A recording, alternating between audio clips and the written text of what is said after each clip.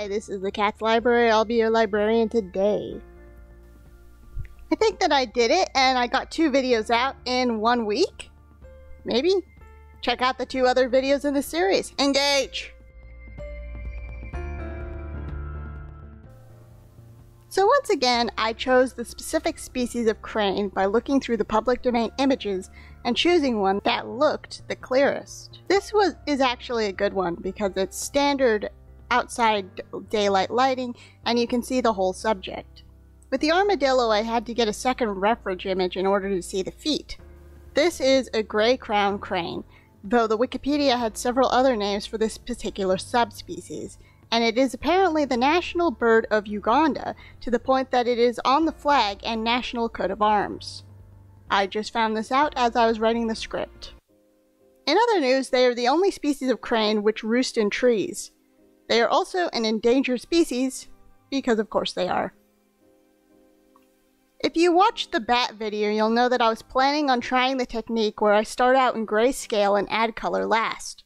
I was heavily considering a chicken when I said that, which can also be a monochrome creature. So that was a bit of a joke with myself. There are still a few colors on this crane, so this practice was still probably helpful. I'm very proud of how the values on this turned out. I'm not sure how well the experiment of overlaying the color on top at the end of the process worked out, though. Something else I'm not sure about is whether I got the feathers to look like feathers instead of fur, since I'm more comfortable drawing fur. Also, the really long feathers on the chest and upper back look really similar to fur to me. Most of the birds in my areas have short feathers, so I could just be unused to seeing them in that configuration. The feather crown I was also nervous about because they are very thin and yet relatively stiff. The feathers are actually pretty spiky, and for my first sketch I got that right, but smoothed it out with subsequent layers as I went along. Near the end of the process, I re-administered the spikes. When drawing a bird, the beak is one of the most important determining factors for classifying which species you are looking at. So I put a lot of tweaking to get the beak to look exactly right. It is important to keep length in mind as well as narrowness. Like usual, there are lots of layers in this drawing, but I tried merging the layers earlier in the process so that I remained organized, and I think it made the process go much faster. So I'm going to start off the story section with an Aesop's fable, again. But since the specific crane that I used was an African crane, I found 3 frankly incredibly similar stories about gray-crowned cranes. The sources that I found these 3 stories are sort of dubious, so I'll also talk about where I found them. All research references are in the description. Aesop. The crane and the fox sat down to dinner at the fox's house, since they were friends. The fox had said that they were sharing the last of his food before winter. However, his bowls were wide and shallow, and the crane had barely anything for dinner that night, while the fox lapped up both dinners. The crane gave a thin, forced smile and invited the fox over for dinner for the last of her food before the winter.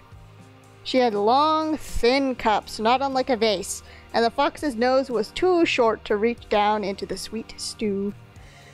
The crane finished both the cups, and the fox apologized. The crane forgave him and gave him a bone to gnaw on for dessert. Africa. Note, this was sourced from a children's elementary school reading primer, which I suppose partially excuses the lack of specificity. On the other hand, they might just have said Africa because this was a story from a few different countries, and they didn't want anyone left out. Anyway. A human king was separated from his hunting party and hopelessly lost, with no clue of how to get back to civilization, or to the nearest oasis. He asked the zebras, the elephants, and the antelopes, but they all said they wouldn't help him, since he was a hunter. This does seem fair. Finally, he asked the cranes, and they led him to the oasis for a quick drink, and then home. The king commissioned golden crowns for his rescuers. When he saw them again, their heads were bare again, because the other animals had stolen their crowns and broken them for good measure. The king would not stand for this and got his goldsmith to make the cranes a crown of gold feathers, which must have worked since they still have them. Kenya. The king, who was a lion, wanted to test his subjects' loyalty, so he did the obvious choice and played dead to see how everyone would react. Like you do.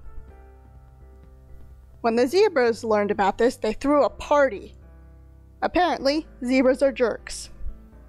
The reason that they are jerks is justified, but come on guys, get it together. The hyenas laughed when they heard. The ibis ran away screaming that the world was ending. The cranes were the only ones who grieved the lion's death. Hence, when the king gave out punishments and rewards, the cranes were promoted to the second highest rank in the kingdom, next to lions. Uganda?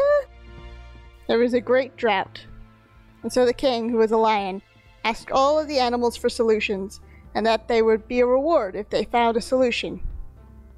The cranes pecked at the clouds until they started to rain. That's it. The source for this was an article about a zoo exhibit, so the myth wasn't the priority, so that was about the amount that we got from that. So now the week is over, so I'm going to try for a more complicated video for next time that's going to come out 1 week from now instead of in the next 4 days. If I can't get it done in time, I might need to do another one of these quick videos, which probably would come out. Well, it would still come out a week from now, since I figured out that they take 3 to 4 days to do.